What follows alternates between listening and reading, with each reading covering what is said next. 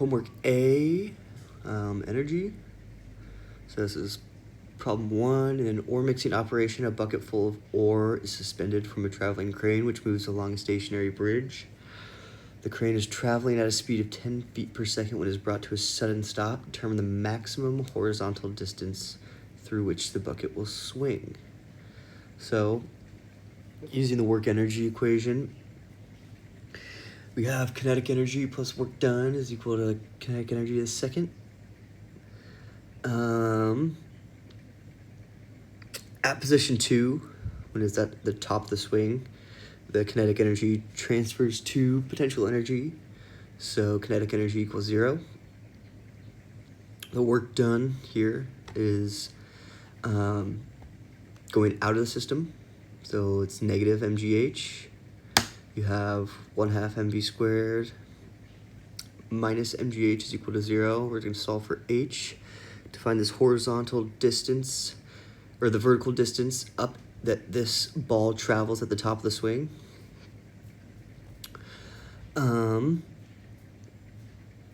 Once we're able to find that vertical distance that travels 1.5528 feet, we're able to take the total 30 feet, subtract it from that, and get our y distance. And then using the Pythagorean theorem, we're able to solve for the distance d to be 9.5266 feet. Question 2.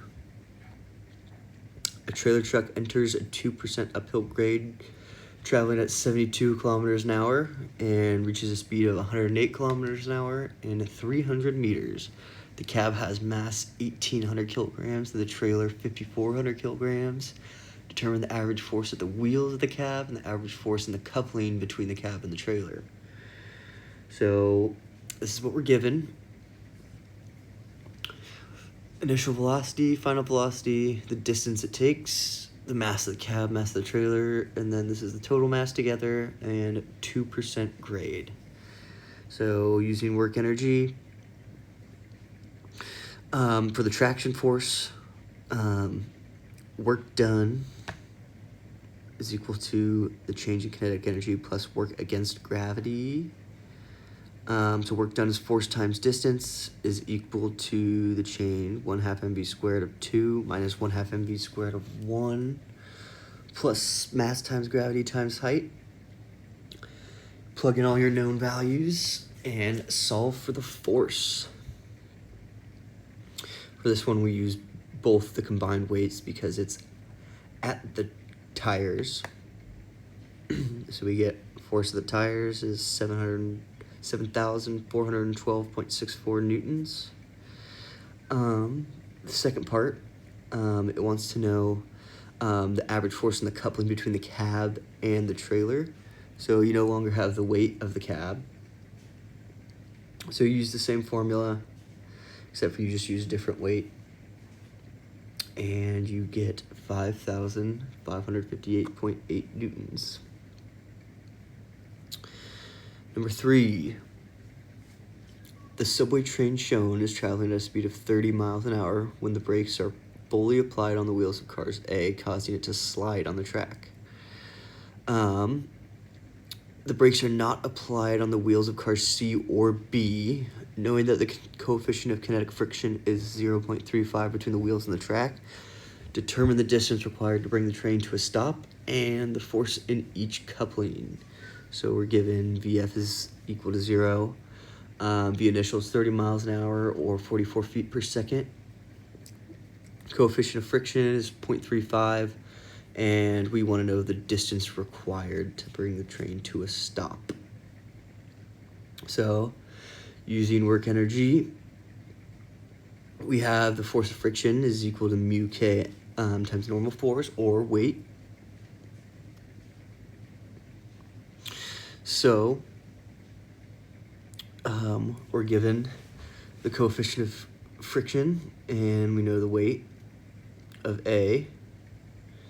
So we get 28 kips. This is the force of friction. Now we can put that into the work energy equation. We get 1/2 mv squared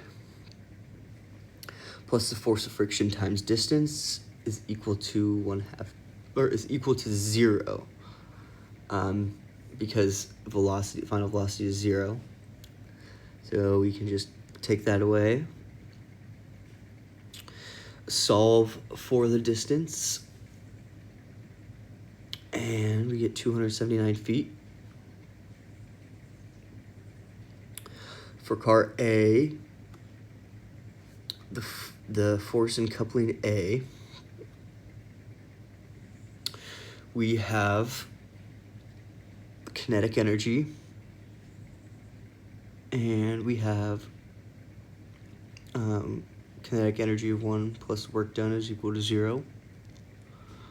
We use 1/2 mv squared plus force times distance is equal to 0, and we're solving for the force in AB. So simplifying, we get force of AB is 19,380 newtons in compression. Now if we come over here, we want to know the force in B and C. So no brakes, only being pulled by C. We need it in terms of mass. Once we get the mass, we can plug it into the kinetic energy equation to get T1 is equal to 2404972. Once we have that, we can put it into the work energy equation. Now that we have distance, and we can solve for the force in BC, which is negative 8,620 newtons in compression. And I believe that is it for question 3. For question 4, the sphere A is given a downward velocity v0 of magnitude 5 meters per second and swings in a vertical plane at the end of a rope of length L equals 2 attached to support at O. Determine the angle theta at which the rope will break, knowing that it can withstand a maximum tension equal to twice the weight of the sphere. So we're given v0 is 5 meters per second, the length is 2 meters, max tension is 2 times weight of the sphere. We want to find theta. So at A, or the initial position, the speed equals 5 meters per second. We can just state our datum and put that height equals 0. At any point along the swing angle, the height is increased by h equals L times 1 minus cosine of theta. So we can sub h into the MGH, and we get 1/2 mv squared. Mv naught squared is equal to 1/2 m velocity final squared plus mg, that's where we sub in the h for L, times 1 minus cosine of theta. And this is just going to be rearranging to find theta. First, we have to plug it into Newton's second law as sphere swings in tension. So we can plug v0 in as 2gl times 1 minus cosine theta in the kinetic energy equation.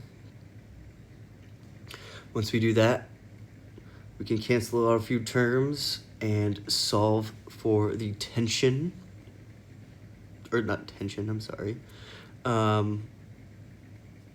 Solve for kinetic energy. That still kind of messes me up sometimes when I'm looking at it. So kinetic energy is 2 mg. Once we have that, we can sub it back into our equation. And this is just a lot of simplification, canceling variables, and solving all the way down till we can get theta. So we come out to it, theta is equal to 14 degrees. 5, a chairlift is designed to transport 1,000 skiers per hour from the base of A to the summit B. The average mass of a skier is 70 kilograms, and the average speed of the lift is 75 meters per minute. Determine the average power required and the required capacity of the motor if the mechanical efficiency is 85% and if a 300% overload is to be allowed. So we get the average mass is 70 kilograms per skier. We have the average velocity is 75 meters per minute and 1,000 skiers per hour. So power is work done per second. Each skier gains gravitational potential energy of delta U, which is equal to mgh. So you have 70 kilograms mass times gravity 9.81 times the height they gain, which is 300 meters given in the picture. You get 206,010 joules. The lift moves 1,000 skiers an hour divided by 3,600 seconds in an hour. You get 0.2778 skiers per second. So the energy per skier times the rate of the skier is equal to the power.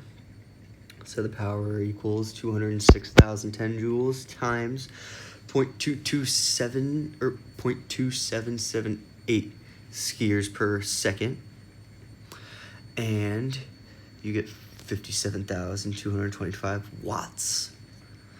And the required power, the required motor power, allow 300% overload. So you must size the motor for 4 times the normal load. So the max is 4 times at 57,225 watts to get the total power of 228,900 watts at 85% efficiency. So the required motor power we get to be 269,294 watts. All right. Question 6. A 2-kilogram collar is attached to a spring and slides without friction in a vertical plane along the curved rod ABC. The spring is undeformed when the collar is at C, which means that the unstretched length of the spring is 150 millimeters. And its constant is spring constant 600 Newton per meter. If the collar is released at A with no initial velocity, determine its velocity as it passes through B and as it reaches C. So, because its unstretched distance is 150 millimeters, at A, it's stretched 100 millimeters. You take that 250 millimeters minus the 150. And at B, you take 200 minus 150. You get 50 millimeters at B, and obviously unstretched at C. So you use a conservation of mechanical energy. Kinetic energy is 1/2 mv squared.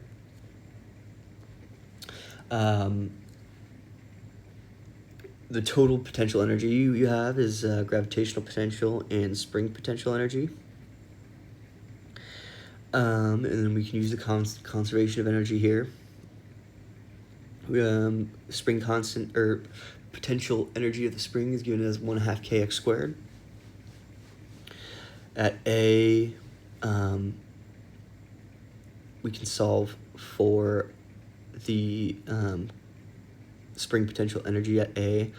1/2 k, which is 600, times x, which is that 100 millimeters or 0.1 meters squared, is equal to 3 joules. And same thing for B, but using the different length, 0.05 meters, and you get 0.75 joules. And at C,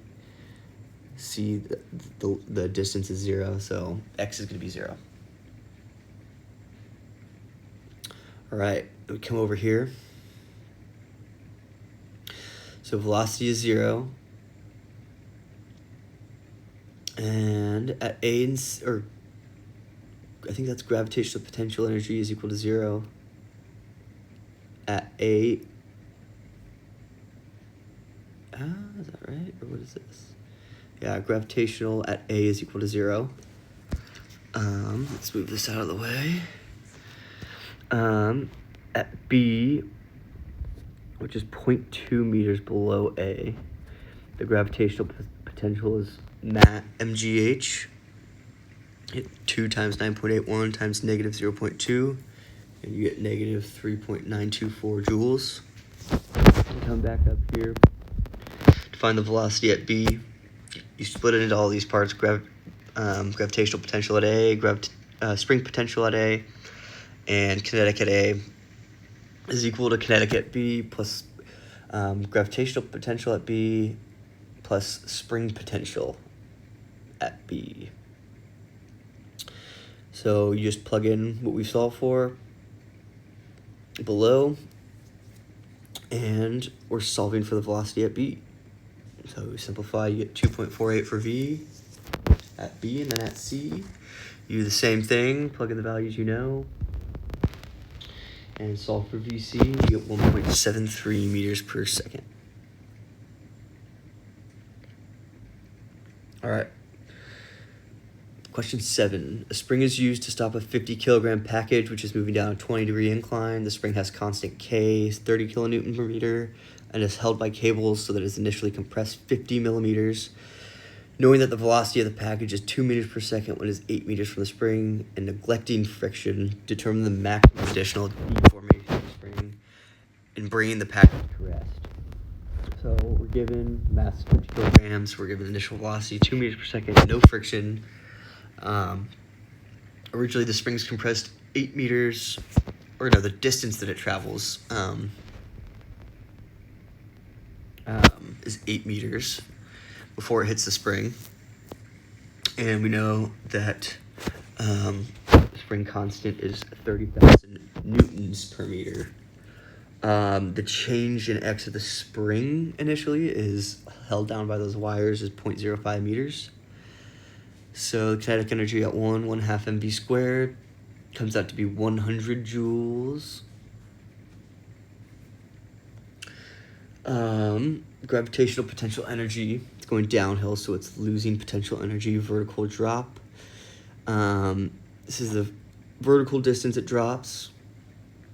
H is equal to 8, which is that horizontal distance, or the diagonal distance sine 20 degrees, which gives you that vertical distance of 2.736 meters. Gravitational potential energy is mgh. You get 1342.09 joules, and spring potential you have 1/2 kx squared. You get 37.5 joules. Total energy, you add them all up, and you get 1479.59 joules. Energy at 2,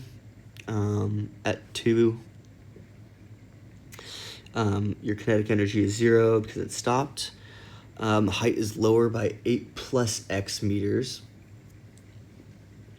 The vertical drop then is 8 plus x sine 20 degrees. The spring is compressed 0.05 plus x meters. Our gravitational potential energy is mgh. We sub in all those, and our spring potential is 1/2 kx squared. We plug in what we know. And then we can, using conservation of energy, we can say E1 is equal to E2. We already know that E2 is gravitational potential plus spring potential of the second position. And then we can just plug in what we have identified for those values and solve for our x. So when doing that, we get this quadratic equation. So we can plug that into the quadratic formula here and solve for our x. That's what we did. We get a positive and a negative number, and we reject the negative number because the spring can't compress backwards. So we get 0.269 meters as the answer for the additional deformation in the spring. All right, and for homework B, momentum. Steep safety ramps are built beside mountain highways to enable vehicles with defective brakes to stop. A 10-ton truck enters a 15-degree ramp at a high speed of V naught, 108 feet per second, and travels for 6 seconds before its speed is reduced to 36 feet per second. Assuming constant deceleration, determine the magnitude of braking force, the additional time required for the truck to stop. And we are neglecting air resistance and rollant resistance. So we're given weight is 20,000 pounds. Initial velocity is 108 feet per second. After 6 seconds, the velocity is 36 feet per second, and theta is 15. So we're first going to convert weight to mass, and we get 621.12 slugs. So using the impulse momentum principle in the x direction, we have mass times initial velocity minus force plus mass times gravity sine theta times time is equal to mass times final velocity.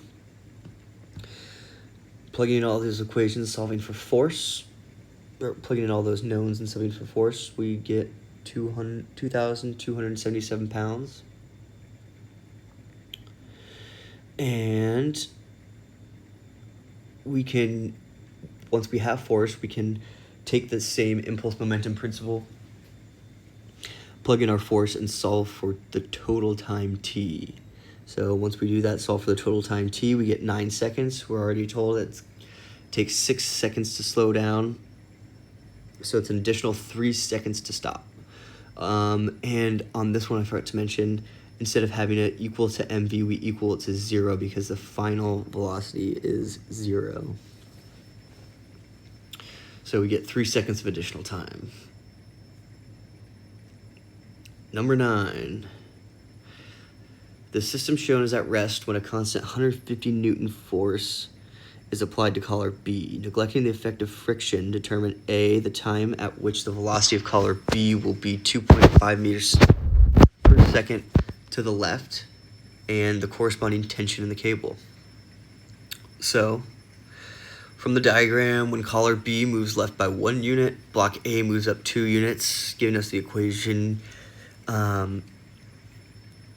V of A is equal to 2VB. Mass of B is 8 kilograms, mass of A is 3 kilograms, force is 150 newtons, and the speed at B is 2.5 meters per second. So using the impulse momentum equation, sum of forces times time is equal to the change in mass times velocity. So our net force is 150 minus 2t. And we can set that equal to the mass at B and velocity at B. So that's our first equation. For A, weight is equal to mass times gravity, which is there. Our net force is our weight force is our kinetic energy minus 29.43.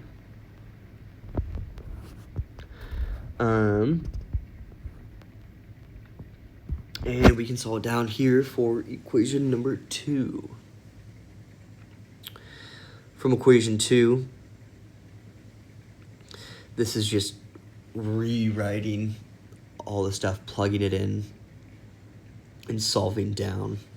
So this is just going all over the place, pulling from different equations, plugging it into different terms, and going from there. So we get our time to be 0.549 seconds. Once we have that, we can solve for T, the tension in the cable. Sorry, I said kinetic energy, I don't know. So the tension in the cable, this is from our equation up here. Pull it down, and we know our time in seconds now, so we can solve for the tension to be 56.8 newtons. Question 10. A ballistic pendulum is used to measure the speed of a high-speed projectiles. A 6 kilogram bullet A is fired into a 1 kilogram wood block B, suspended by a cord, 2.2 meters. The block then swings through a maximum angle. Theta equals 60 degrees. Determine the initial speed of the bullet, the impulse imparted by the bullet on the block, and the force of the cord immediately after the impact. So, we're given mass of A is 6 grams, or 0.006 kilograms. Mass of B is 1 kilogram. Length is 2.2 meters, and the angle is 60 degrees at max. So the total mass after the collision is 1.006 kilograms. That's the block and the bullet at a maxing of 60 degrees.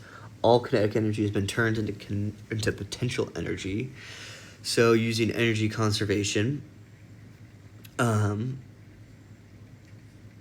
we can write this equation.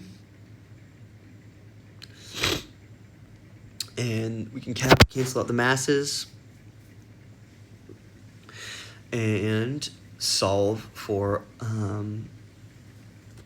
our velocity of the combined after the collision. Once we solve for that combined velocity of 4.6456 meters per second, we can come back over here and solve for the initial velocity, which is what we're looking for. And we get 778.9195 meters per second as the initial velocity. And the impulse from bullet to block, I found this equation, mass of A plus mass of B times initial velocity, or not initial velocity, sorry, final velocity.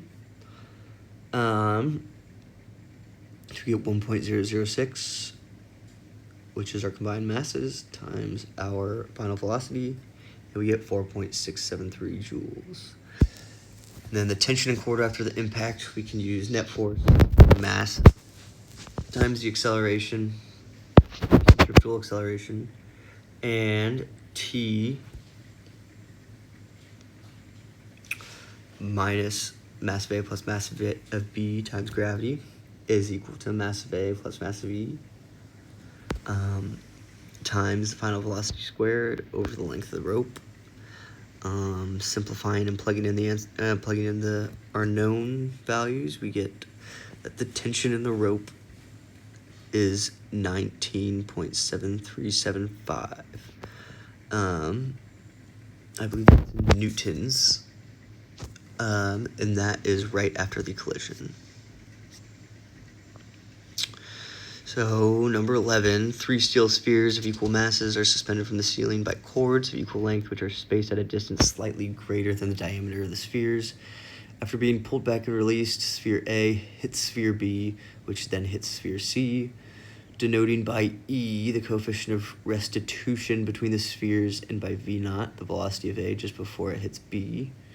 Determine A, the velocities of A and B immediately after the first collision, the velocities of B and C immediately after the second collision, and assuming now that N spheres are suspended from the ceiling and that the first sphere is pulled back and released as described above, determine the velocity of the last sphere after it's hit for the first time, and then use the result for part C to obtain the velocity of the last sphere when N equals 8 and E equals 0.9. So the first collision between A and B, conservation of momentum, and restitution, we get V prime B is equal to V naught times 1 plus C over 2. V prime A is V naught times 1 minus C over 2. The second collision between B and C, B has V prime B of V naught times 1 plus C over 2. Momentum V prime B is equal to V double prime B plus V prime C. And just working these all the way down. So I'm trying not to have too much time here. We have V prime C is equal to V naught times 1 plus C squared. And solving for V double prime B, we get V naught 1 minus E squared over 4. We're just trying to look for a pattern. See, and I came up with Vn for the n number of collisions, I guess, or n number of balls, or whatever you want to call it, is V naught times 1 plus E to the number of balls or collisions minus 1 over 2 to the n minus 1. So V of A for E equals 0.9. You plug 8 in for n, and E is 0.9. And I get, in terms of V, we get 0.6983 V naught. A 1 kilogram block B is moving at a velocity V naught of magnitude 2 meters per second and hits the 0.5 kilogram sphere A, which is at rest and hanging from a cord attached to O. Knowing that the coefficient of friction is 0.6 between the block and the horizontal surface, and E is 0.8 between the block and the spheres. Determine the after impact the maximum height h reached by the sphere and the distance x traveled by the block. So we're given the speed of A is 0, initial speed. The speed of the block is 2 meters per second before impact.